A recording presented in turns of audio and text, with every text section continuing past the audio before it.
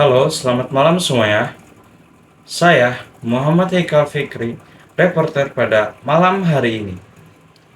Telah terjadi perkuliahan dengan mata kuliah Teknik Reportase dan Investigasi Berita, yakni pada hari Rabu tanggal 23 Oktober tahun 2024. Dilaksanakannya mata kuliah Teknik Reportase dan Investigasi Berita pada hari ini tanpa dibimbing oleh Bapak dosen, yakni Bapak Adi Kusuma, dikarenakan beliau sedang ada halangan.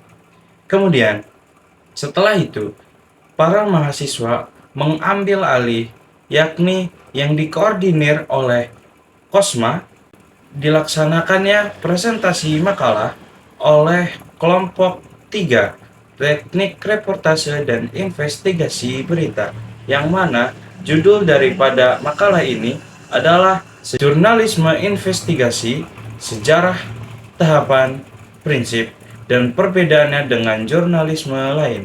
Kemudian, kelompok ini membahas tentang sejarah jurnalisme investigasi yang ada di Indonesia. Yang pertama ada Harian Indonesia Raya, kemudian Orde Baru, dan kemudian ada DEP lebih dikenal atau berita DEP yang lebih dikenal. Setelah kelompok tersebut menjelaskan tentang sejarah jurnalisme investigasi yang ada di Indonesia, kemudian kelompok tersebut membahas tahapan-tahapan dalam jurnalisme investigasi. Yang pertama adalah menemukan topik atau masalah. Kemudian riset awal dan pengumpulan fakta. Setelah itu, wawancara narasumber, pengumpulan bukti, verifikasi dan analisis, kemudian penulisan laporan, dan yang terakhir, publikasi. Setelah tahapan-tahapan jurnalisme investigasi dijelaskan, pemateri selanjutnya menjelaskan tentang perbedaan jurnalisme investigasi dengan jurnalisme lain, yang mana kegiatan jurnalisme investigasi dengan jurnalisme yang lainnya pada umumnya memang berbeda. Kisah-kisahnya pun memiliki perbedaan dengan pola kisah berita jenis yang lain. Liputan daripada berita investigasi bukan lagi berdasarkan agenda pemberitaan yang terjadwal di ruang redaksi. Kerja peliputannya harusnya tidak lagi dibatasi tekanan-tekanan waktu, dan para wartawan investigasi memaparkan kebenaran yang mereka temukan, melaporkan adanya kesalahan-kesalahan, serta menyentuh dan mengafeksi masyarakat terhadap persoalan yang dikemukakan. Setelah itu, dijelaskannya jurnalisme investigasi yang mana berbeda dari jurnalisme lainnya yang dilihat dari beberapa aspek kunci. Yang pertama yakni ada tujuan dan pendekatan, kemudian ada metode penelusuran, kemudian dampak. Nah, yang mana dampak ini ada dampak positif dan juga dampak negatif. Setelah itu, dijelaskannya prinsip-prinsip dasar daripada jurnalisme. Yang pertama adalah kewajiban utama jurnalisme adalah pada pencarian kebenaran. Kemudian, loyalitas utama jurnalisme adalah kepada warga. Kemudian, esensi jurnalisme adalah disiplin verifikasi.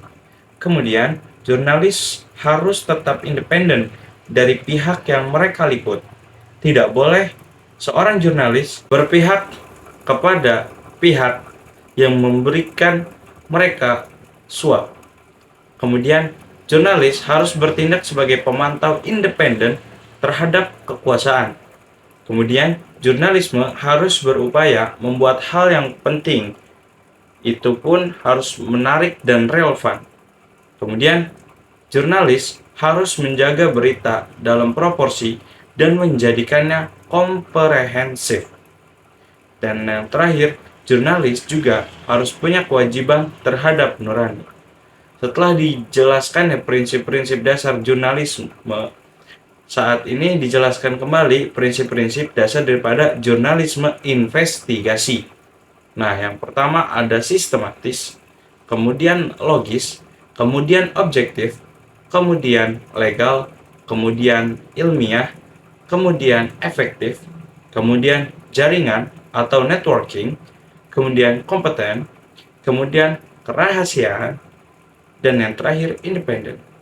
Setelah dipaparkannya materi oleh pemateri daripada kelompok 3, kemudian masuklah kelompok selanjutnya yang mana bertugas sebagai orang-orang yang mencontohkan daripada contoh peliputan suatu berita. Dan itulah beberapa laporan yang dapat saya laporkan. Saya, Muhammad Haikal Fikri, pamit undur diri.